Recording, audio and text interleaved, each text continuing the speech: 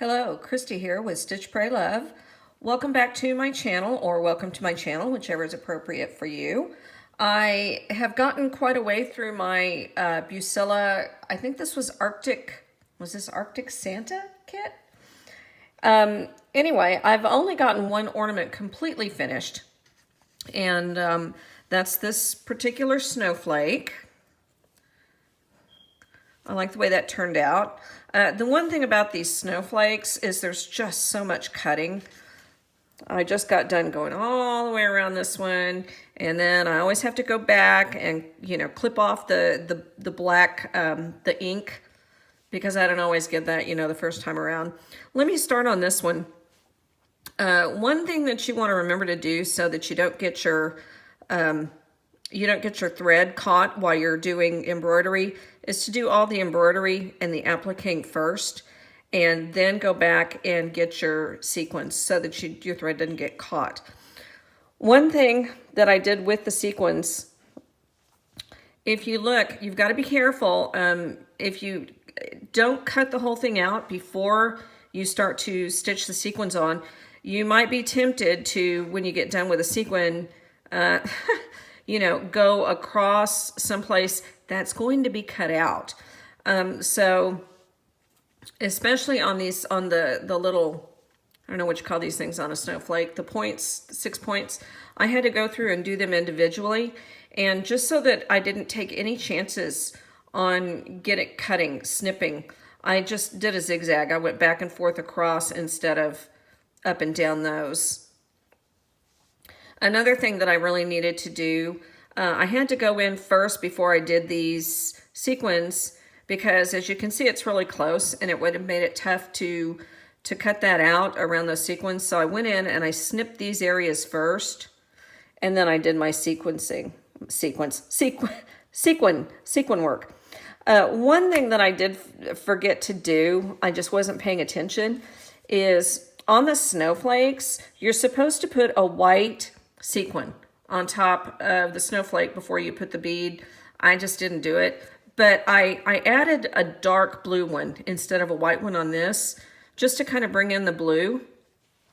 And I also, something I didn't do correctly, but I don't think it matters, I put the medium blue embroidery thread for the hangers instead of the dark blue. So that brought a little bit of the dark blue in. I have to say, I just am absolutely in love with these colors. These are my favorites. I think at some point I'm going to have to get the stocking kit to do also, because I just love the blue. That being said, I worked on this ornament first. And another thing I love doing is I love doing satin stitch embroidery. So I worked on this one first. I have to say, one thing that I would do differently on this one, because I haven't, as you can see, I haven't put it together yet. And had to go back because I forgot to put my hanger in, so I had to unpick it. You know how I love to unpick. Now, I'm going to have to get this on here. And I tried doing some stitching on the side. And if you've seen my videos before, you know how I hate to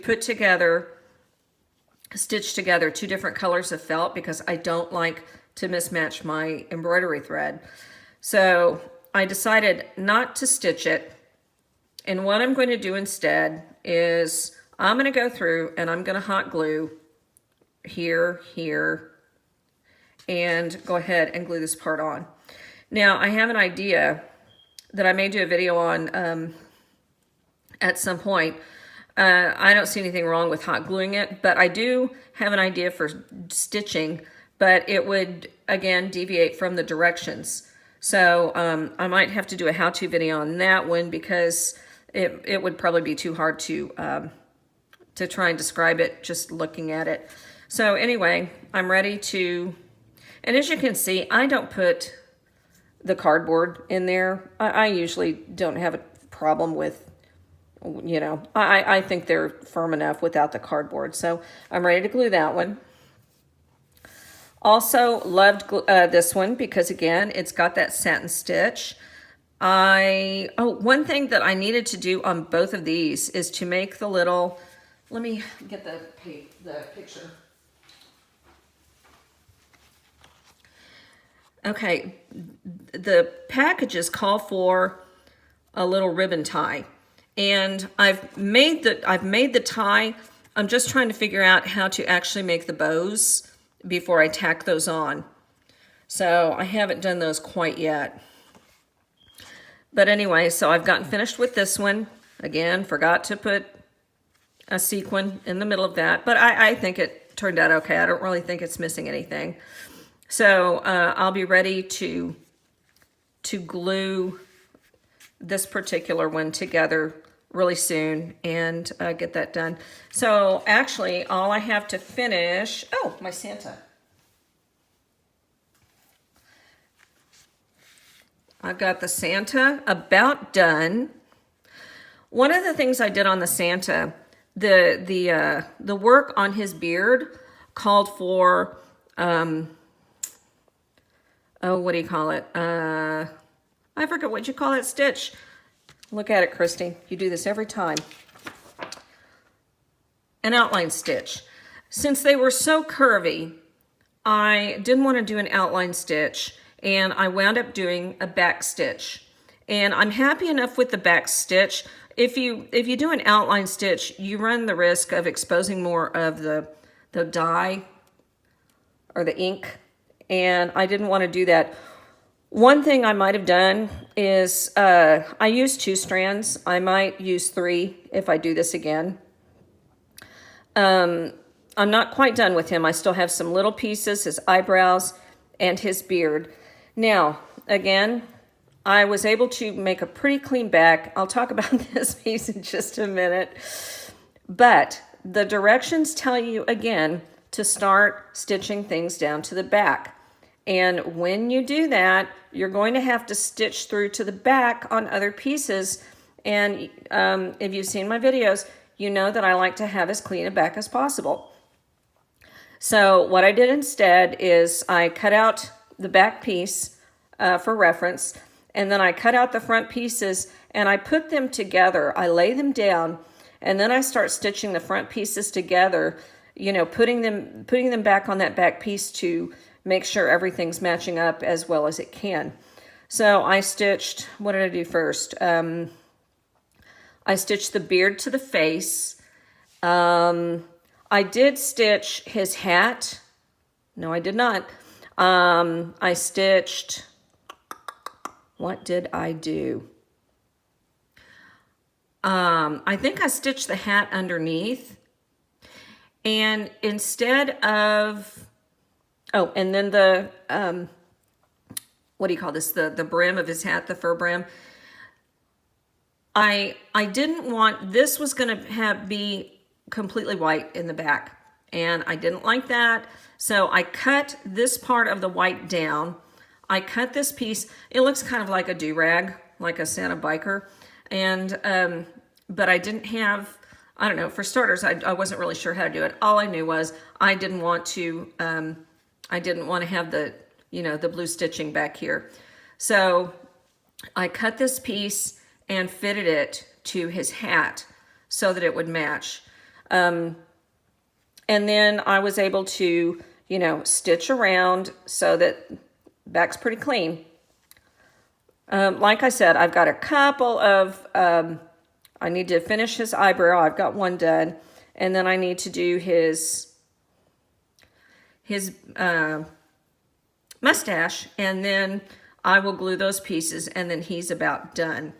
The one that I have not started on yet is the little white, I guess it's an Arctic fox. He's really cute, but he's the only one that I haven't started on at all yet. Again, I absolutely love this kit. The colors, I could just do these colors day in and day out. But those are just a couple of the little tips and things that I wanted to point out as I've gone along to do this kit. As I said, if I were to do this again, I would do this piece differently. And like I said, I might do a video on that to show you exactly what I meant. It would involve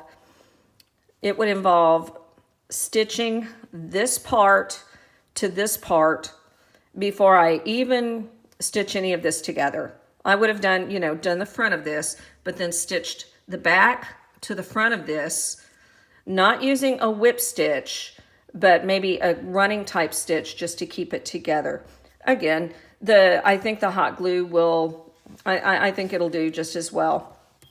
But those are a few things that I've come across while doing this kit that I wanted to share with you. If you, hopefully to make some things easier, or if you want your work to look a little more professional, a little more store ready. But anyway, I appreciate you stopping in to join me for a few minutes. If you would like, share, and subscribe to my channel. But God bless. Have a great rest of your Sunday and rest of your week. Hope you'll join me again next time. Thanks a lot. Take care. Bye-bye.